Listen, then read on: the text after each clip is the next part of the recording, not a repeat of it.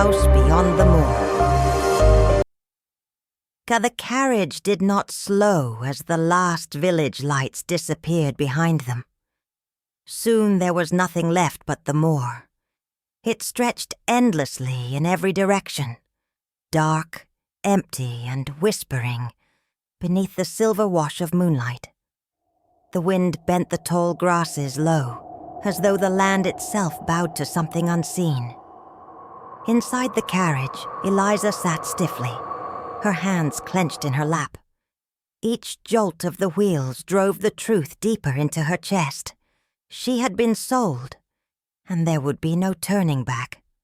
Lord Reginald Blackwood sat opposite her, composed and immovable, his gloved hands resting on the head of his cane. He did not speak. He did not need to. The silence he carried pressed heavier than any threat. When at last the road narrowed, the horses slowed of their own accord. Fog crept in, first thin, then choking, curling around the wheels, swallowing the path behind them. The lantern light struggled to cut through it. Then the manor emerged. Blackwood Manor rose from the mist like a nightmare given stone and iron. Its towers clawed at the sky. Windows stared down like hollow eyes, dark and expectant. The iron gates groaned open before the carriage reached them, their hinges screaming as if in warning. Eliza's breath faltered. "This is your home now," Lord Blackwood said quietly. The words settled in her stomach like poison. The carriage rolled into the courtyard and stopped. Before Eliza could move, the door opened. Servants waited outside.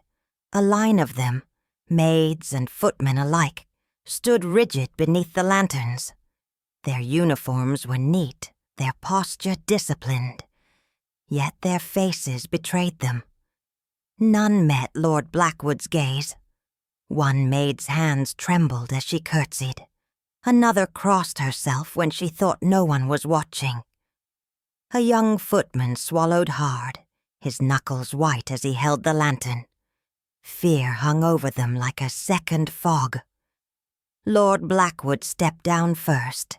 At once the servants stiffened further, as though pulled tight by invisible strings.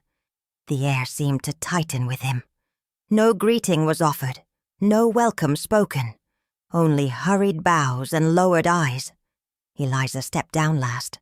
For a moment one maid dared to glance at her. Their eyes met, and in that brief instant, Eliza saw something that chilled her more than the cold. Pity. Inside the manor the halls stretched long and dim, lit by candles set deep into iron sconces.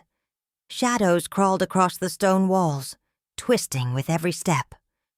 The servants moved quickly, silently, as if afraid the house itself might overhear them.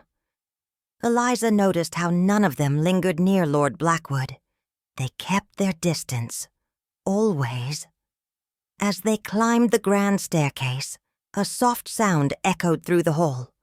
Footsteps not their own. Eliza turned but saw only darkness. No one spoke. Her chamber lay at the far end of the east wing. The maid who led her there hesitated before opening the door. Her hand hovered on the handle, her lips parting as if to warn her. But no words came. At last, she bowed her head and stepped away. The door closed behind Eliza with a heavy final sound. The room was beautiful, lavish even. Velvet drapes sealed the windows. The bed stood untouched, its linens pristine. A fire crackled faintly, though it gave little warmth. This was not comfort. It was containment. On the vanity lay a silver comb, carefully placed. Beside it rested a folded note. Eliza opened it. "Do not wander after dusk." No signature, no explanation. Her chest tightened. As night settled over the moor, the manor grew louder. Wood creaked. Distant doors opened and shut. Somewhere far below, a woman sobbed, quickly silenced. Eliza pressed herself into the bed, heart pounding. Then she heard it. Footsteps. Slow. Measured. They stopped outside her door. A pause. A hand brushed against the wood, lingering longer than necessary. Eliza held her breath, every muscle locked in fear. Whoever stood there did not knock.